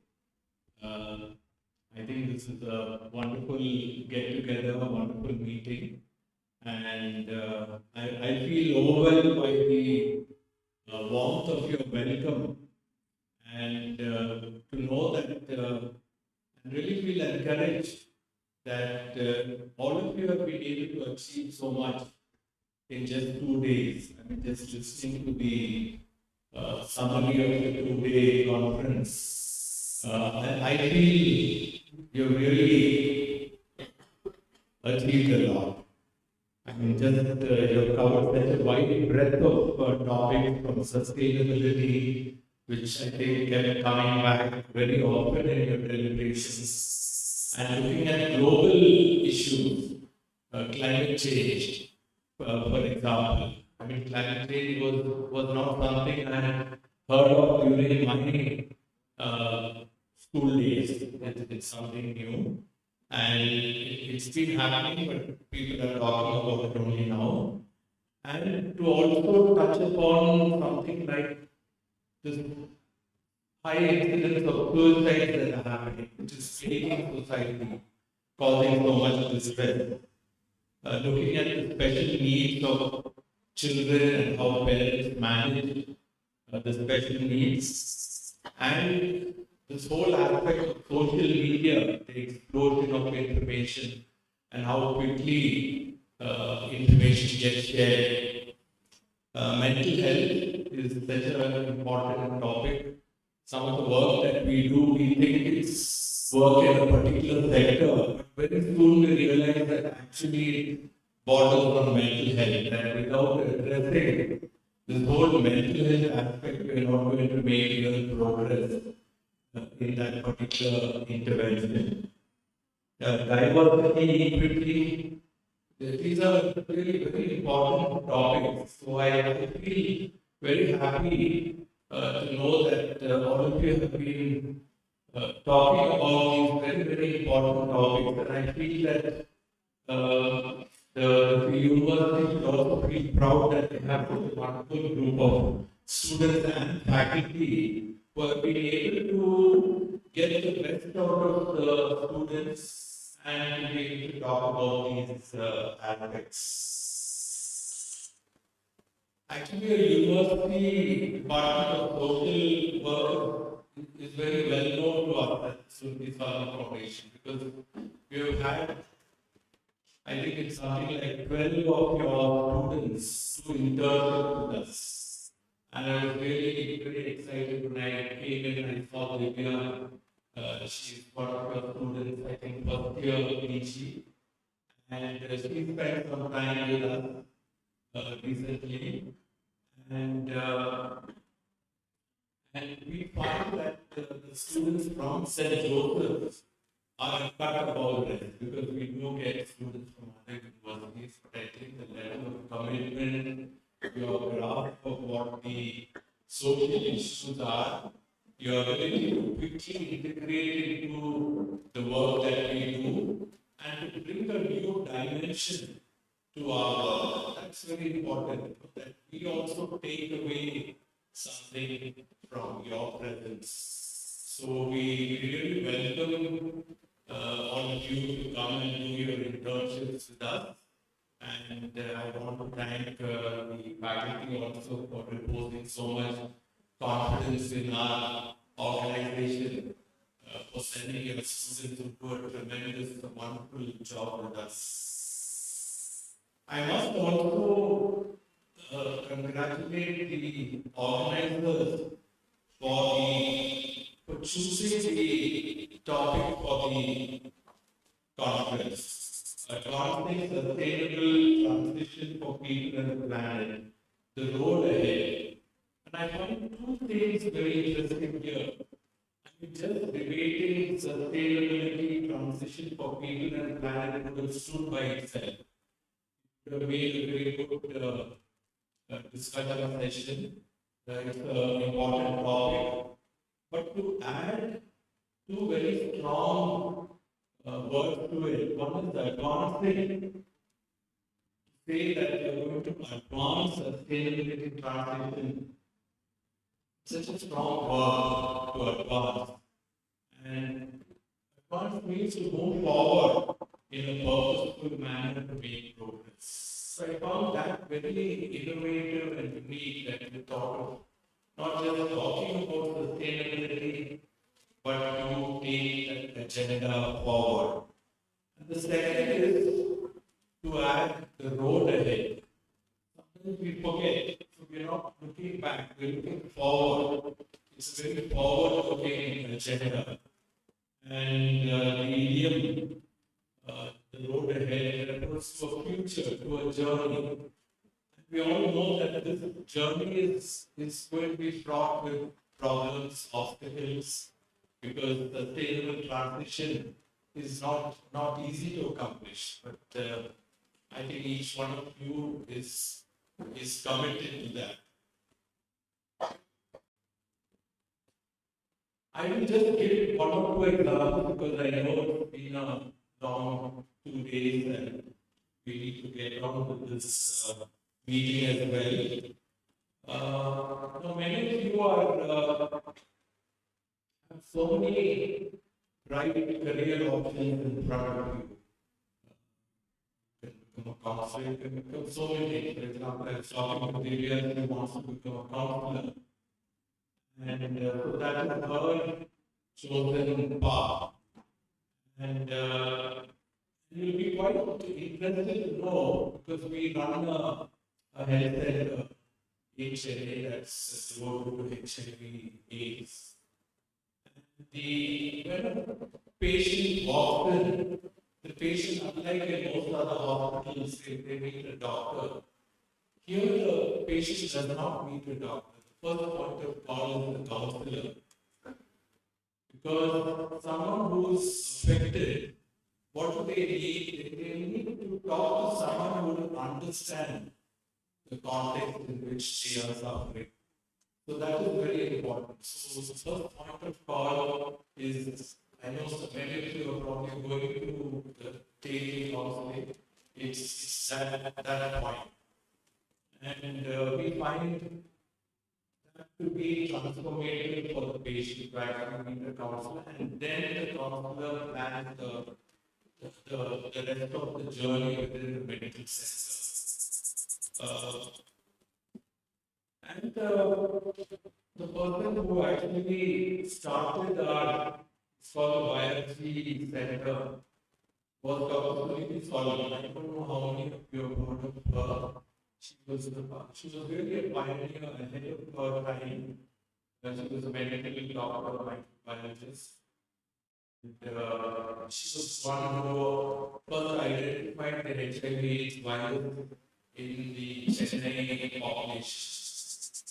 And very soon she thought that was a major breakthrough, but very soon she realized that her journey, her role was not so much as a medical doctor to treat and to cure, but to actually counsel and provide mental support to the patients.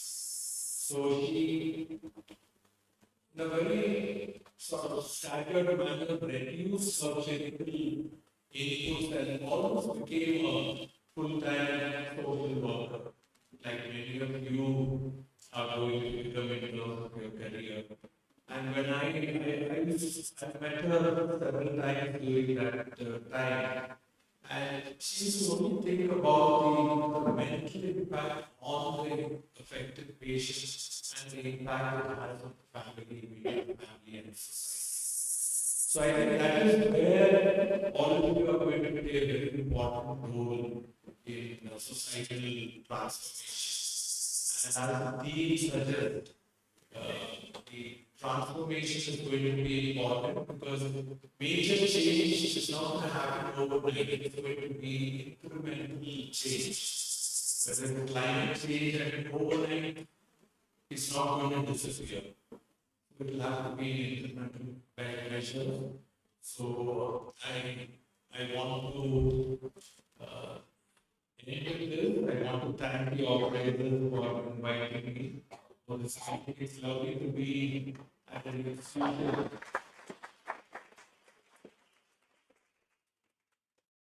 Lovely to be at an institution to see firsthand, to feel this kind of atmosphere, the enabling environment in which all of you are studying and spending probably the best years of your life, and it's going to shape your future, it's going to shape your whole mental outlook. So I really want to wish each and every one of you a very bright future. I think you're doing, actually I would say that you're doing a great sacrifice to society by helping people navigate this very difficult journey of their life.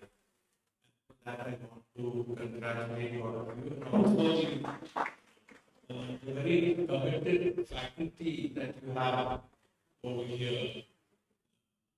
It's a great institution, wonderful course, wonderful department.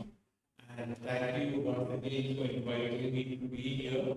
And I hope that I will see some more of you in Chennai and our center. We are open to taking internships. We also have a center here in Bangalore. We take internships as well. We have our very organization called YRG Center. It's a very large organization. So there's a lot of scope for those who are love to meet you at our workplace. Thank you very much.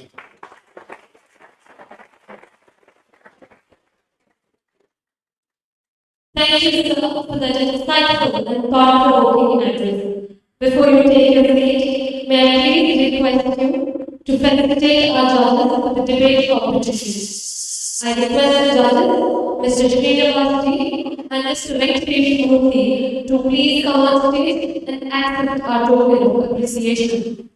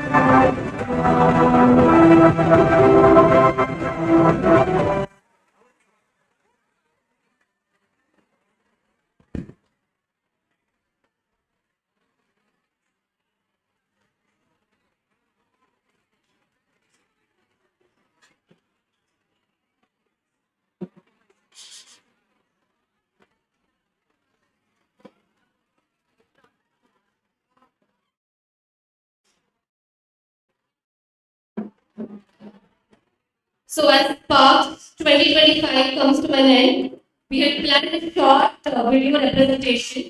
However, due to technical glitches, that will be on hold. But before that, a successful event is never the work of one, but the collective effort of many. And behind the seamless execution of Sparks 2025 were dedicated individuals who worked tirelessly to bring this conference to life. Now, we take a moment to recognize and appreciate the incredible efforts of our student conveners who played a crucial role in organizing this event on behalf of the department. To felicitate our student conveners, I invite Dr. Augustine Dordu, Dean, School of Social Work, to felicitate Rachel Christine DeSena. Rachel, with her unbelievable dedication and life to detail, managing key logistical and ensuring everything was in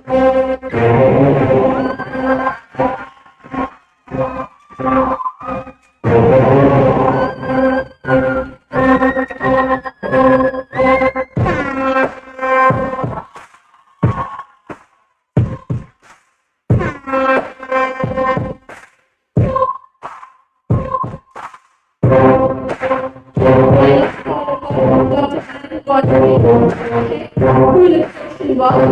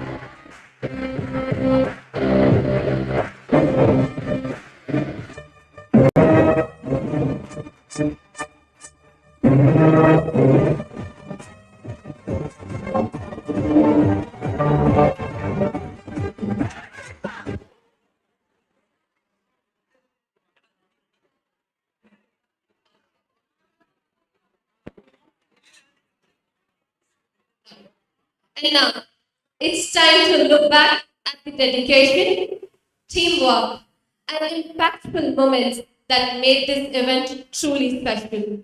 Over the past 2 days, we have witnessed beautiful discussions and collaborative learning. So to honor this journey, we now present a short video capturing the highlights of Sparks 2025, a reflection of the passion, hard work, and collective spirit that brought this event to life.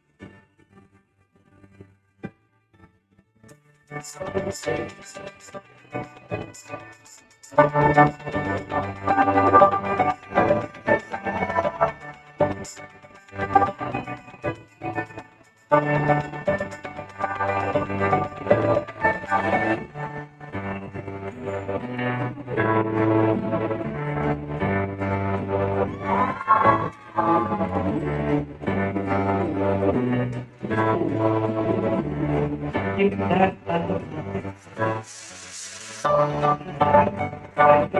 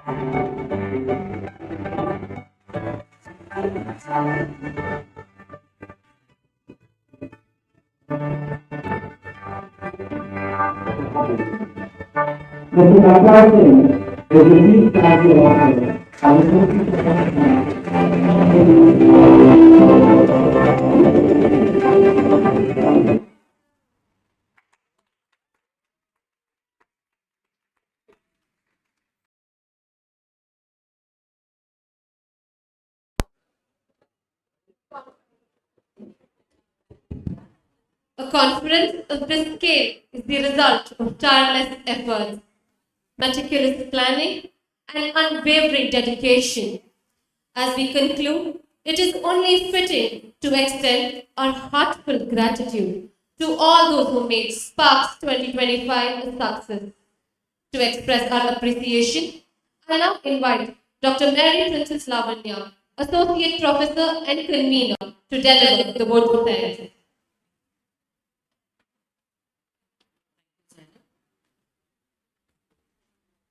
A very good evening to one all present here. Honorable Chief Guest Sri Kartar Singh and the guest of honor in his absence, all the respected officials of our university, the head of the department, the dean, and our most valued invited guests, faculties and students. It's my privilege and I deem it an honor to propose this vote of thanks. I thank God for His grace, which was and is sufficient in bringing us thus far in organizing and also conducting this conference. A big thank you to Shri Kartar Singh, the trustee, YRGK, and the Chief Strategic Officer, the Suniti Solomon Foundation, sir, for your encouraging words and how you summed up on whatever we have presented. Thank you so much, sir, for gracing this occasion.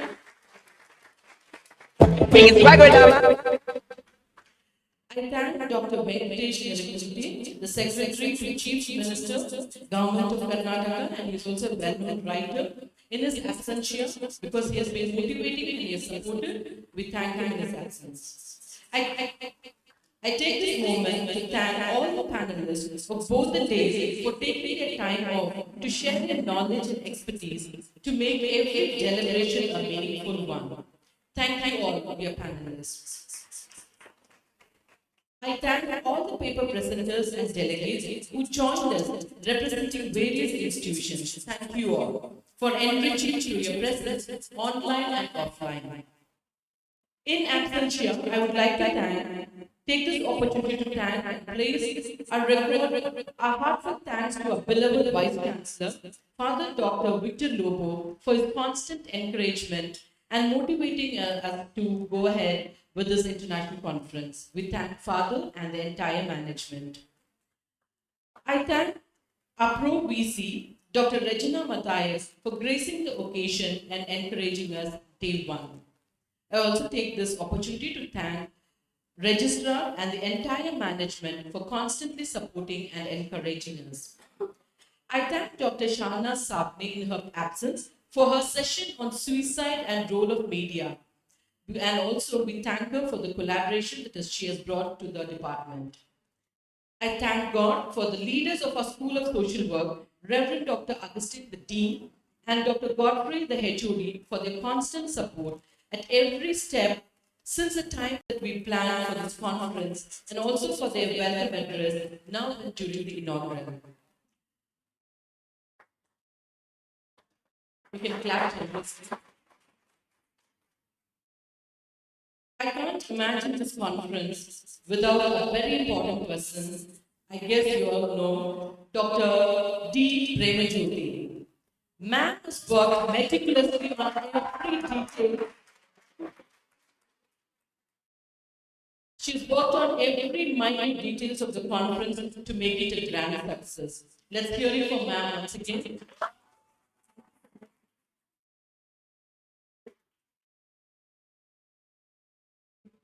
My profound thanks to Miss Viola. In short, to tell about her, you tell her something and you can be at peace because that's the person she is. The entire stage management and the MC's training, awesome work. Thank you so much, Viola. I thank the moderators, Dr. Godfrey, Father Augustine, Captain Akshay, Father Francis Pinto, Father Simon D'Souza, Ms. Viola, Dr. Gokul, Ms. Maria, and Dr. Tess for introducing the guests yesterday and for moderating all the sessions. I also thank Dr. Shari Tess for providing us with delicious food for both days. Thank you, Akshay sir. Thank you, Akshay sir, for the treat for the eyes, that is yesterday's cultural performance by the students trained by you. Thank you, dear Ms. Maria, for the meticulous work that went behind the easy registration, and every one of you, my dear colleagues, for handling different committees very efficiently. Thank you all, dear team, for your unstinted support. Thank you, dear technical team, who have created this presentation, the video presentation, and the other technical assistants. Thank you so much, dear students. I also thank the technical staff, Mr. Praveen. He's always here to help us. We thank you so much for your technical assistance. We thank Mr. Anil, the manager, Mr. Jimmy, and all the other support staff for all their support to help us to be in a safe and comfortable environment. Thank you all. Well, the last part of my vote of thanks. An international conference like this cannot happen overnight. The wheels start rolling months ago. It requires planning and a bird's eye for every detail. We have been fortunate enough to be backed by three main conveners, Abhi, Rachel, and Anaga from 2nd MSW. And the entire WASA team, and by all the other student volunteers, there's a big list. Due to time constraint, I'm not able to mention the names, but so many students volunteered. We thank every student volunteer who helped us with various, the committees and efforts. Thank you so much for your tireless efforts to make this day happen. These students, the conveners and the student volunteers, they are highly motivated, dedicated, and they made sure that everything goes well. We thank you, dear students, all the student conveners and the student volunteers, wherever you are, can you just rise up? We just want to give you a round of applause. Student volunteers, food committee, hospitality, everybody, thank you all, thank you so much. Okay, thank you, dear students, for the invocation, for the inaugural, and now I also thank all the class reps for helping us with the logistics and other aspects of the program. Yes, I'd like to appreciate the cultural team for the fantastic performance yesterday. And I also congratulate Rachel, Ria, Bandita, Tanya for the graceful MC. Good job, all of you. And we also take this moment to thank the special judges who were here to judge the debate competition that we had. So we thank Dr. Venkatesh and Dr. Sheila. Thank you so much for judging. And last but not least, all of you dear well-wishers and my dear students, thank you so much for your overwhelming response and support. Thank you once again. Let's continue to learn and unlearn to make this sustainability as a goal at all levels. Have a pleasant evening. Thank you all.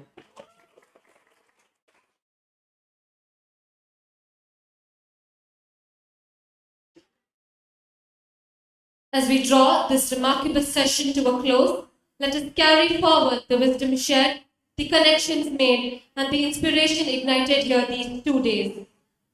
Before we conclude, I request everyone to please stand for the national anthem.